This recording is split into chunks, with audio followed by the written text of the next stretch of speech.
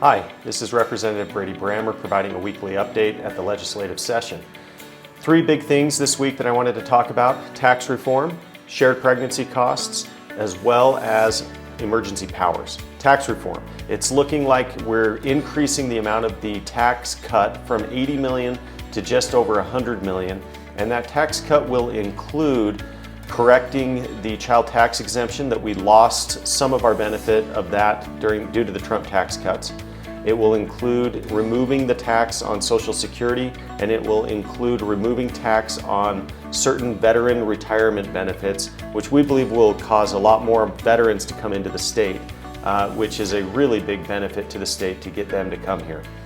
The next thing is shared pregnancy costs. I spoke a little bit about that in the last video.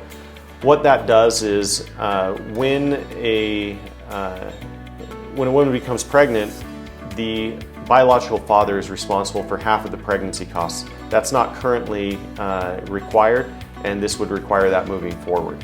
That passed largely along party lines, although there were several of the Democrats that crossed over and voted for that. And so I was very happy to see that. I think it's an appealing bill that really does a lot of good things. Now, the last thing is separation of powers, specifically with regards to emergency powers. Over the last year, we've seen emergency powers become a much bigger issue than it ever was before. Since we had our Emergency Powers Act, no emergency had ever extended beyond 30 days until this year. And so we really didn't have good guidelines for how to balance and how to provide checks and balances with regards to orders and policies that are enacted in response to an emergency. And this will provide a better check and balance, and I think it will end up with great policy that still addresses the emergency in really positive ways. So look for that coming out this week. It should be early next week that it hits the news. Thanks.